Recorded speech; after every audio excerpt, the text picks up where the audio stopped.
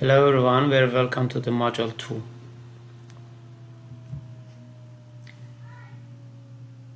In this video I'm going to review the last week module and I will talk about urban resilience, different types of data and data literacy.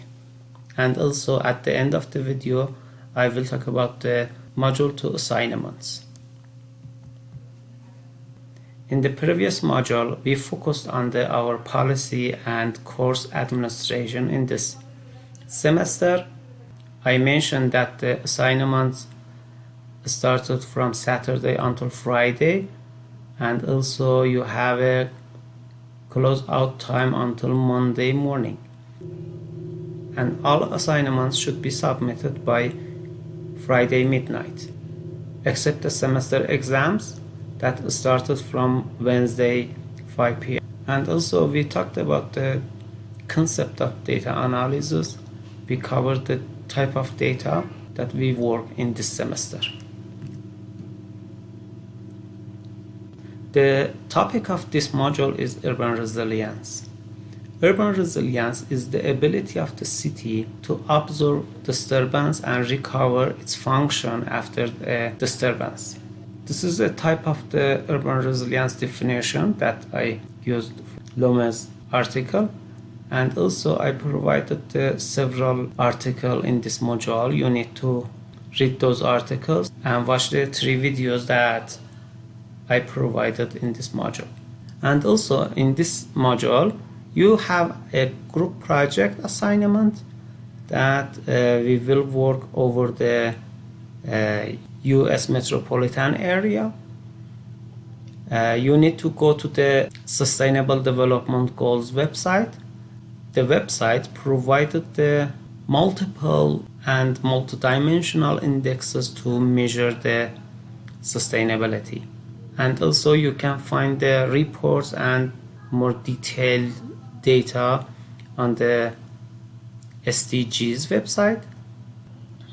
For instance, they provided the Sustainable Development Goals data and indexes for the 100th metropolitan area, and you can pick up one of this metropolitan area and you can bring the out of list cities to compare it.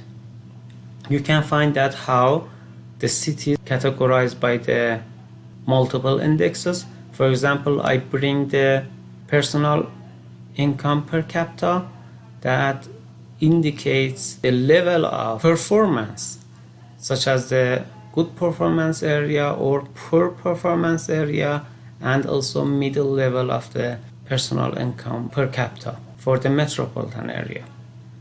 For the assignment, you need to choose one of these cities to compare with the cities that is not listed here, and then complete the questions that provided in the essay assignment. We mentioned in the sources that the differences between the data and information.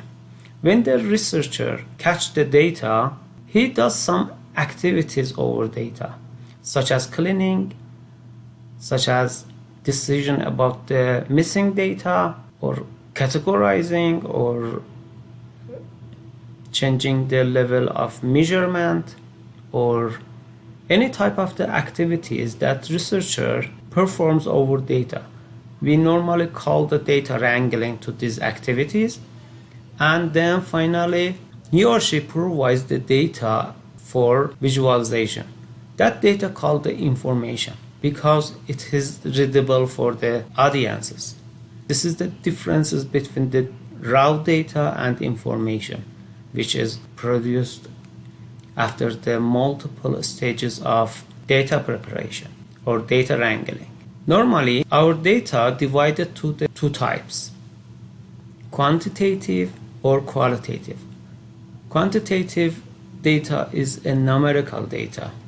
You can find the mean, median, mode, or standard deviation for those data. But in the qualitative data, which is a categorical, you cannot find the mean, mode, median, standard deviation, or other statistical items for these type of data. However, you can produce the additional variable by cross-sectional with these categorical data. But the inherent differences between the categorical and numerical is that you cannot find the statistical attributes in the categorical data. Other types of the data refers to the data source, which comes the primary or secondary data. I mentioned that we will use the secondary data, which is already collected by someone else or organization. Also, data collection method is important for us. Some data comes from the experimental or semi-experimental procedure, and some data comes from the observation. The survey data is the type of the observation. One of the most important topic in the data analysis is the data literacy. Data literacy refers to the source of data. We should be concerned about the data literacy because that one is the start point for the data analysis to any type of the data preparation that we are going to provide our goals, such as urban problem, urban solutions, and urban resilience activities. So before starting working over data, we need to answer several questions. These questions are very important in the data literacy. So for example, what is the source of data? How did the source collect the data? What population was sampled? Is the data source credible? And are there any potential biases associated with the data? All researchers should answer these questions to make a confidence data analysis. Without answering these questions in the methodology, in the analysis, or can be reached challengeable questions by the other. You should concern about the data literacy. You need to have an appropriate answer to the basic questions in the data literacy. Also, I provided the several links to the data resources, and one of the best one is the My Research website. You need to create an account in the My Researcher website, and you can watch the videos that Robin Mendoza provided, the tutorial videos, and let me know if you find any questions. Several assignments provided in the module 2.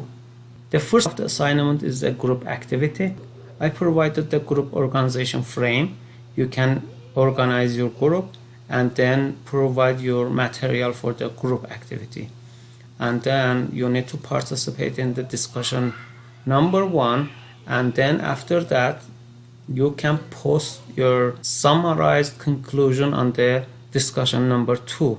You need to read instruction for this assignment, and I'm available to answer the questions.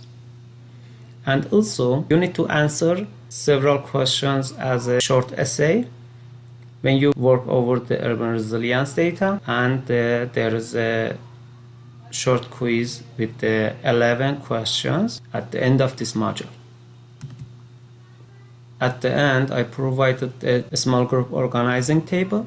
You can find the link in the informal learning activity assignment, and you need to find the file on the Google Drive and then fill out the cells which asks you bring your name and on-list city name and off-list city name. And for each group you need to participate in the group discussion for your own group that you registered, and continue the activities that each assignment asked you to provide the information. At the end, I'm available online, or you can send the email if you find any questions. Thank you for watching this video.